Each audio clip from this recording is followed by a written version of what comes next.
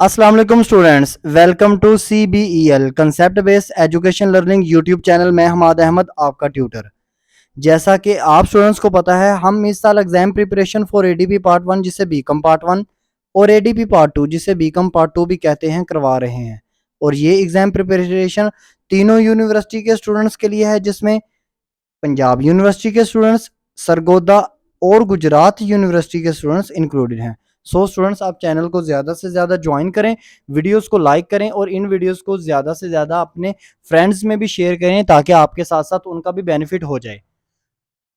इससे पहले मैंने जो दो वीडियोस आपको बताई हैं, स्पेशली बीकॉम पार्ट 2 के स्टूडेंट्स को जो नेक्स्ट पेपर अपना बिजनेस टैक्सेशन का देने वाले हैं, उन वीडियोस में मैंने आपको एक तो इनकम टैक्स की मोस्ट इंपॉर्टेंट डेफिनेशंस बताई हैं और आपको अथॉरिटीज विद सोल्यूशन आपको प्रोवाइड की हैं। Authorities with solution. जी स्टूडेंट्स, जिस स्टूडेंट ने मेरी वो पीछे वाली वीडियो नहीं देखी हुई अथॉरिटी विद सोल्यूशन की, वो उसको देखें। मैंने अंदर से कटिंग करवाई है, आपको पॉइंट भी बताए हैं कितने कितने आपको करने चाहिए, आपको बहुत फायदा होगा।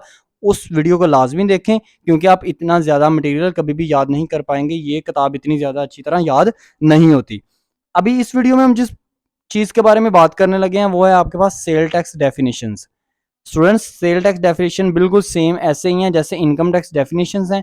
तो इनकम टैक्स को डेफिनेशंस को हल जैसे किया जाता है वैसे ही इनको हल किया जाता है। आपके पेपर में 4 डेफिनेशंस आती हैं। एक डेफिनेशन के 5 नंबर होते हैं, टोटल 20 मार्क्स की आपके पास आती हैं। आप स्टूडेंट्स ने क्या करना है, इनको बहुत अच्छे से प्रिपेयर करना है। ये डेफिनेशन मिनिमम एक डेफिनेशन में जो स्टूडेंट है वो 4 से 4.5 मार्क्स 5 भी हासिल कर सकता है अगर उसने अच्छी तरह सेक्शंस और डेफिनेशन की एक्सप्लेनेशन अच्छी तरह लिखी हुई है। स्टूडेंट्स, ये सेल टैक्स की डेफिनेशन आपको किस चीज के मुतालिक गाइड करती हैं? ये आपको गाइड करती हैं इनपुट टैक्स के मुतालिक, आपको गाइड करती हैं आउटपुट टैक्स के मुतालिक। ठीक है ना स्टूडेंट्स? आउटपुट टैक्स में आपका आ जाता है सप्लाईज, सेल्स आपके पास आ जाती हैं, registered person, no registered person, zero rated, exempt, ये सारी चीजें। और इनपुट टैक्स में आपके पास क्या चीज आ जाती है? परचेज आ जाती है, zero rated purchase, purchase registered person, non registered person, इस तरह की ये सारी चीजें। सेल टैक्स की डेफिनेशंस को जब भी आपने हल करना है तो याद रखिएगा इन दो कंसेप्ट से आपने कभी भी नहीं हटना, जो कि आपका इनपुट टैक्स और आउटपुट टैक्स से के रिलेटेड मैंने अभी अभी आपसे शेयर किया है। इसके बाद स्टूडेंट्स हम क्या करते हैं, अब मैं आपको मोस्ट इंपॉर्टेंट डेफिनेशंस बताने लगा हूं जो प्रीवियस 15 ईयर्स का जब हमने एग्जामिन किया ना, तो यही चीज फाइंड आउट की कि आपको मोस्ट इंपॉर्टेंट सेल टैक्स की डेफिनेशन कौन सी बतानी चाहिए। और प्लस साथ में आपको इंपॉर्टेंट भी बताई हैं। टोटल मैंने 16 डेफिनेशंस कंक्लूड की हैं। आपने इन 16 डेफिनेशन को अच्छे से प्रिपेयर करना और स्टूडेंट्स इसको अच्छे से लाजमी प्रिपेयर करना, क्योंकि आज के पेपर से पहले मैंने आपको नेक्स्ट जितने भी पेपर पीछे आपके गुजर चुके हैं मैंने आपको उनके बारे में जब भी आपको गाइड किया है गेस्ट पेपर के मुतालिक, तो आपको 90% और 2-3 पेपर में आपको 100% गेस्ट वही लगे हैं जो मैंने आपको शेयर किए थे। सो स्टूडेंट्स, इन गेस्ट को अच्छी तरह प्रिपेयर कीजिएगा। हाँ, अगर किसी स्टूडेंट्स के ये गेस्ट प्रिपेयर्ड हैं तो वो इसके अलावा बाकी मजीद इजाफी चीज़ें भी कर सकता है। जैसे मैंने अगर इनकम टैक्स की डेफिनेशंस बताई हैं, तो अगर किसी स्टूडेंट को वो आती हैं तो वो मजीद और भी अगर उसको आती हैं उसके अलावा तो वो उसको प्रिपेयर कर ले।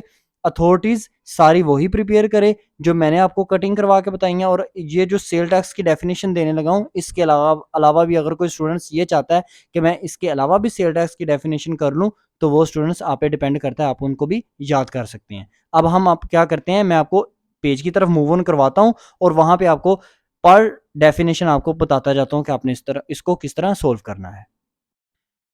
अच्छा, तो स्टूडेंट्स इस पेज के ऊपर आपको 16 आपकी सेल टैक्स की डेफिनेशन दिखाई दे रही है। ये मोस्ट इंपॉर्टेंट डेफिनेशन है जो आपके लास्ट 15 ईयर्स में बार बार रिपीटेबल हैं और प्लस इंपॉर्टेंट भी बहुत ज़्यादा है।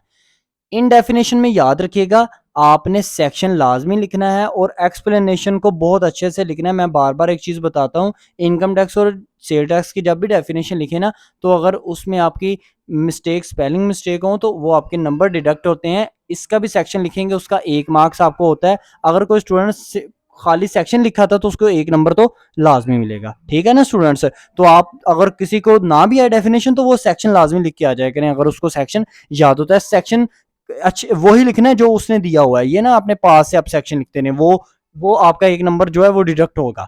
अब देखो, इन इन जो डेफिनेशंस में क्या आपके पास आ रहा है, आपके पास आ जाता है, आपके पास सप्लाईज आ जाती हैं। सप्लाई मींस क्या, आपके पास वैल्यू ऑफ सप्लाई आ जाती है कि आपके पास सेल की क्या वैल्यू होनी चाहिए। आपके पास खाली सप्लाई आ जाती है, आपके पास रिटर्न आ जाती है। रिटर्न का मतलब होता है सेल रिटर्न आपकी हो तो आपने उसको किस तरह, सेल टैक्स डिपार्टमेंट वाले हैं उसको किस तरह ठीक से लिखते हैं। इसके अलावा आपके पास मैन्युफैक्चरर और प्रोड्यूसर आपके पास आ जाता है। मैन्युफैक्चरर और प्रोड्यूसर लास्ट टाइम बहुत दफ़ा रिपीट हुआ है।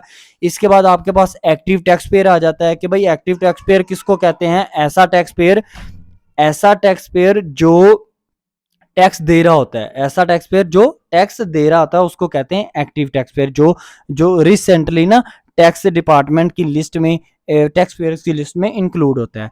इसके अलावा आपको स्टूडेंट्स क्या आ जाता है, आपके पास आ जाता है टैक्स फ्रॉड आ जाता है। टैक्स फ्रॉड का मतलब है वो लोग जो टैक्स में फ्रॉड कर देते हैं तो उनके ऊपर किस किस तरह पेनल्टीज लगेंगी, ये भी चीज़ इसके अंदर इंक्लूडेड होगी। इसके अलावा क्या आ जाता है आपके पास एंटीसिपेशन आ जाता है, आपके पास एरियर्स आ जाते हैं कि मतलब किन किन एरिया में कौन कौन सा आपके पास होगा, CIR होगा जो आप टैक्स पेयर से कलेक्ट करेगा, टैक्स कलेक्ट करेगा। सेल टैक्स रिटर्न्स आपके पास आ जाती हैं कि वो आपने एंड पे कितना सेल टैक्स देना है। ये 16 जो आपके पास डेफिनेशंस आपको मैंने शो करवाई हैं, इनको आपने बहुत अच्छे से स्टूडेंट्स प्रिपेयर करना है। देखें स्टूडेंट्स, अगर आप इनको अच्छे से प्रिपेयर कर लेंगे ना तो एक एक डेफिनेशन में अगर आपको 3.5 4 4.5 मार्क्स भी आ जाएंगे ना तो आपके काफ़ी ज़्यादा जो ऐसे इसमें नंबर हैं वो आ जाते हैं। वो आपके फ़र्ज़ करो इनकम टैक्स का जो न्यूमेरिकल है, अगर वो आपसे नहीं भी ठीक तरह से अप्लाई होता, नहीं भी ठीक तरह से सोल्व होता, तो आप इन चीज़ों से अपने मार्क्स हासिल कर सकते हैं। आई होप सो आपको ये वीडियो बहुत अच्छी लगी होगी। वीडियो अच्छी लगी तो लाइक कीजिएगा, चैनल को ज़रूर सब्सक्राइब कीजिएगा। अब तक के लिए इतना ही। अपना ख्याल रखें, अपने इस यूट्यूब चैनल का भी। अल्लाह हाफिज़।